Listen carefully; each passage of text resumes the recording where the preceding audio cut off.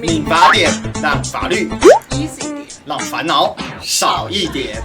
历史哥，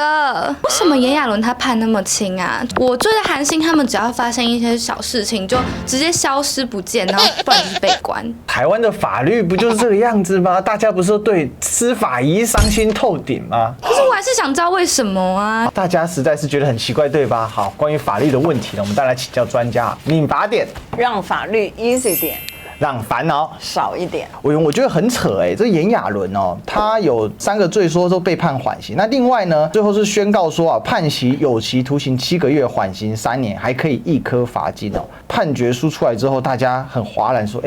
炎亚纶怎么最后被判到的是缓刑？罚个钱进去关了。对啊，这个10几万对他来讲。piece of cake， 所以我们要先跟大家解释一下什么叫做缓刑哦。在我们的刑法里面规定呢，它是什么？他说，如果法院在判决的时候是受2年以下的有期徒刑，然后他发现说，你有这个符合第1款或第2款规定的时候呢，他认为你是暂不执行为适当，也就是法院认为你说暂时不要执行比较好的话，他可以宣告2年以上5年以下的缓刑，就是你这个刑责呢暂缓执行，它叫做缓刑。那什么样的情形你会符合呢？他说，以前你没有因为故意然后受有期徒刑以上的宣告，比如说假设你曾经有这个诈欺啊，然后你曾经被判刑过，那你就不可以缓刑啊。第2个呢是讲说，如果你以前曾经犯过罪，然后也被宣告有期徒刑，可是呢你已经执行完毕之后，你5年之内又没有再犯，所以原则上面来讲呢，它的缓刑主要是针对这些初犯者或者长期他已经没有犯罪行为的人，对他所做的观众知道，其实我们的监狱里面呢是人满为患，对，都超收了，都已经超收了。就是说，这个国际组织来看的时候呢，也认为说，你这不符合。好，大家来看炎亚纶的案子的时候呢，虽然他的这个判决书还没有出来所以法院认定的事实的部分，其实我们还不是很清楚。但是从这个媒体上面报道的内容，假设媒体报道的内容呢，跟实际上面判决书的内容是一样的话，我们就发现一个情形就是儿少法的规定106年的时候，也就是说，他这个案子发生的时候，那个时候的法律规定呢，他是处6个月以上5年以下有期徒刑。那你刚才念的，他处7个月，7个月，缓刑3年。对，所以当他是7个月，他就是受2年以下有期徒刑。那你可能观众朋友会讲说，你怎么会对儿少的部分刑期这么轻，对不对？我想大家都会有这个疑虑。那我跟观众朋友报告，就是说，在107年，我们那时候其实每一次对这个刑期都是加重，所以他到107年的时候，他就说什么呢？107年的时候呢，他就把它变成3年以下有期徒刑。观众朋友会讲说，你为什么适用106年？现在都已经是112年、113年吗？最主要原因是因为我们刑法也有个规定，行为之后呢，法律有变更的时候，你是适用行为时的法律，也就是说，假设他行为发生的时间点是106年的话，那你就会适用那个旧的法律规定。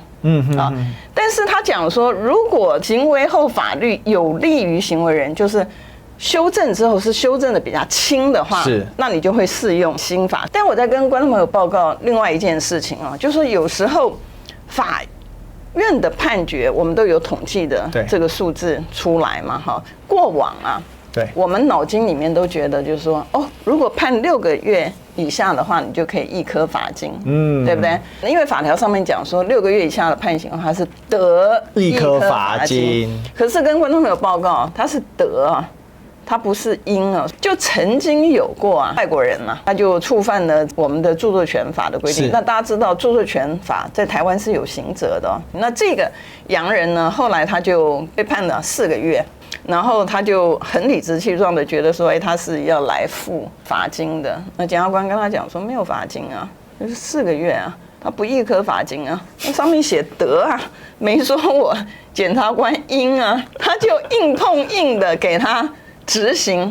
直接真的被收监直接现场进去，头发就立完了。对。所以像炎亚纶这个案子的话，他是7个月可1颗罚金，缓刑3年，就3年内没再犯，他就不用关。它不是一科罚金，是并科。这个差在哪里？并科跟一科，一科是你原来的刑以一天多少钱折算，所以如果钱缴完，我等于就刑期做完了。对，但是并科不一样啊，并科是你有期徒刑归有期徒刑，你还要多一个罚金，它是两回事情。哦，并科跟一科它是完全不一样。所以其实他是被判7个月，缓刑3年。那罚金部分是并科的，对，并科。那媒体也没有弄清楚，就这样写。因为现在的问题，这个案子的问题是在于，我们还没有看到他的判决书。但是我有一个疑问想问委员，就是说，因为我们知道炎亚纶这个事件，他是跟16岁的少年性交，对。那性交的过程中，他把它拍摄下来，对。那所以最主要的争点是，第一个，他有没有违反？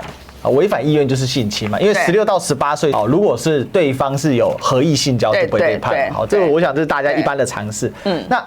第一个是争点是不是合意性交？那当他后来被判这个性侵被判无罪，主要是法官不认为说是不合意的部分。另外呢，就是拍摄的部分拍摄有没有违反意愿也差很多。所以后来也认定说并没有违反意愿。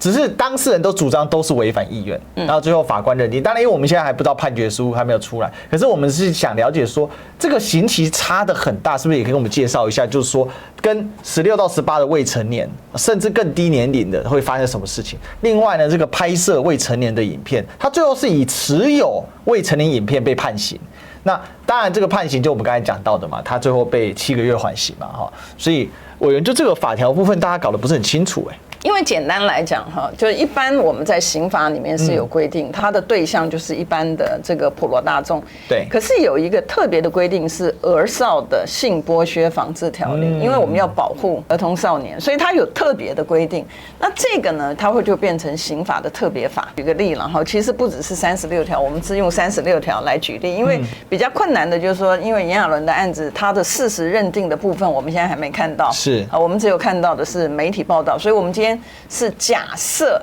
实际上面的情形是跟媒体报道一样的话，那他为什么会这个样子 ？OK， 所以我们现在看到这个36条地方，他讲说什么？他说你只要有拍摄或者制造儿少的性影像，他没有讲说你要故意啊。这是一个事实，就是说你有没有？你只要拍摄未成年就不行。对你，因为我们要保护未成年嘛，所以未成年是指未满18岁的。对，OK。那你这边讲说制造儿少的性影像或者是跟这个性相关、客观上面会引起性欲或羞耻的这些，不管是图画也好、语音也好，或者其他物品，它是处1年以上7年以下的追求。这很重对，不，这个跟原来106年的这个规定就不一样，这是现在。可是你看到我们刚刚讨论，它这地方是得并科100万元以下的罚金，所以这个是外加上去的，不是用那个原来的去替换的。那另外呢，除了你拍摄或者制造这个性影像之外，第二个处罚的行为呢是讲说，你用招募引诱啊，或者是留下来这些儿少他们在你这边然后或者是你用其他的方法让儿少被拍摄，或者他自拍，或者是制造性影像然后客观上这些的东西会引起性欲或者羞耻的。这些在这种情况之下是处3年以上10年以下有期徒刑。对，你看它这个更重了然后它可以并科新台币300万元以下的罚金。所以你主动拍摄，然后这个引诱拍摄更严重，更严重。那接下来再更严重，再加一级的是什么？他说，如果你是用强暴、胁迫，或者是用药剂、诈术或催眠，然后或者是其他违反他的意愿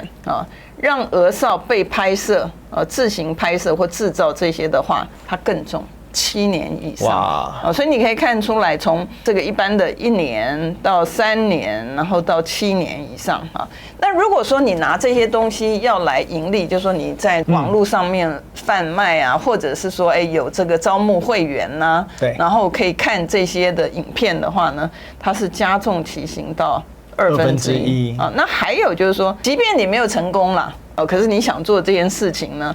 未遂犯一样处罚。然后这些的东西被查到之后呢，他说不管是不是属于你的，也许是他是自拍或者是别人拍的，这些都没收。好不好？所以主要的对于儿少的部分呢，它的规定是这样。所以就炎亚纶的样态来讲，很明显法官并没有采集这一段，因为我们很难判断的原因是我们还没看到他的事实内容嘛。因为我会这么讲，是因为呢，他是处1年以上嘛，好，7年以下啊。因为这系列最轻的就是1年以上啊，因为他被判7个月，所以但是这个是新的法律规定，对106年的时候，因为它发生的时候是在旧法的时候，对，那个时候旧法的规定呢，不是1年以上7年以下，那个时候是6个月以上5年以下。但就如果从这样来看的话，因为他这一次就是因为持有这个性影像，因为是他录的嘛，那就这样来说，其实他就是不算判得很重。以现行法上面来讲，现在现行法比较重，就他判7个月的话，对，其实算是相对判的比较轻一点。也是比较轻一点，因为是他是6个月到5年啊，对，所以他等于是判在下限的部分了。对，但是这个就会回到，就是说在整个审判过程当中，他会去看他有没有前科记录啦，然后过往的表现，然后在开庭的期间，这只是今天只是提供给大家做一个参考啊，我们做一个，但是真正的还是要回去看，就是说法院的判决书，他出来认定的事实是怎么样子，我们比较能够根据那个事实，所以我们今天不能讲炎亚纶的案子，我们只是讲说，按照媒体报道炎亚纶案子的剧情的话，对，那他为什么会是这样的一个结果？这样委员确实有帮我们解惑了啦，很清楚，因为既然性侵没有被认定嘛，因为这都是已经有公开报道，性侵没有被认定，然后胁迫的部分应该也是没有被认定，那所以最后是依照旧规定，所以当时第一时间的时候，我就把这个贴出来，我说，盐粉啊，小心一点啊，这个很重啊。结果按照现行法，没有错。那我最后问一个问题，那我可不可以说，其实炎亚纶还是有罪的，对不对？因为他缓刑3年，他被判7个月，所以不能说他是一个无罪，因为他最后说感谢法官明鉴嘛，那我看了他的经纪公司也有。讲一个公告说，我们也根据具体事证这个判决，我们很感谢这样。可是讲了一副好像哇沉冤得昭雪，但其实不是对吧？他其实还是一个有罪之身。应该这样讲嘛哈，我们改天可以讲一下什么叫认罪协商。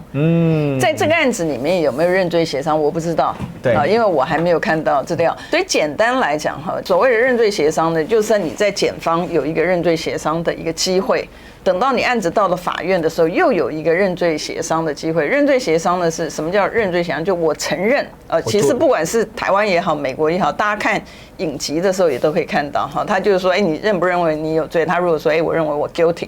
好，那当然他就会有个协商的过程，所以不能讲无罪了。对，不能讲无罪，但是确实就目前所了解到是轻判，所以新的法没有施予我们的严批啊。现在大概不能再讲严批了哈，对，这边还是公开呼吁啦。那犯罪如果被轻判，还是要反省，然后对社会有更好的贡献啊。我们不要说做错就把他打死啊，但我们还是希望社会这个的正义得到伸张嘛。那受害者呢，据说也准备出国了，伤心呐那可以理解啦，因为他所主张的被迫啊，最后都没有被采集嘛。那当然这个案子我们会继续再追踪下去，因为委员是很严谨的因为还没看到判决书，我们不能仅就，但我们仅就媒体，因为大家很关心这件事，很多人来反映说，历史哥可不可以讲一下那个炎亚纶，就找委员说一下这事啊。那希望呢这个讨论可以让大家更清楚相关的法规，但是。心存侥幸者请注意啦！这个炎亚纶是适用旧的哦。如果是现在的话，不一样吗？千万不要对儿少动歪脑筋哦。对，千万不要。OK， 好不好？这个已经严正提醒你了。OK， 好，那我们今天民法典我们就聊到这里啊。最后记得帮我们按赞、订阅、分享哈。那我们每周二的晚上6点会在委员的频道李桂敏真心话，然后礼拜3的中午12点的时候会在我们历史哥的频道呢上架，所以呢欢迎大家都记得去按赞点赞。那最好的话一定给我们留个言那告诉我们说你想要看什么样的案件啊，什么的讨论让我们这个内容越来越精彩那我们前几期呢我们在讨论立法院的攻防过程，我觉得大家还蛮多反应跟 react 那很好啊，因为我觉得很多的事情我们常常就以为说它其实怎么样，但事实上没有，不是很多的东西其实只要讲清楚的话都可以理清，也可以提供民众做一个正确的判断。真的好，所以我想这个法律其实在公民社会是最重要的，非常重要尤其在我们这个人家说礼崩乐坏为胜法只有这样的保障彼此的公民社会对法律要多加认识，这也是我们当初创这个民法典系列很重要的一个初衷了好吧，那我们今天聊到这里了，我们今天谢谢委员，谢谢大家。好，那我们就下一期再相见啦，记得收看喽，拜拜，拜拜。观众朋友一定要给我们按赞、分享、开启小铃铛。影片说明栏中记得去把它订阅起来哦，记得追踪哦，每周都会更新一集哦。那我们呢就在米法典上见喽，拜拜。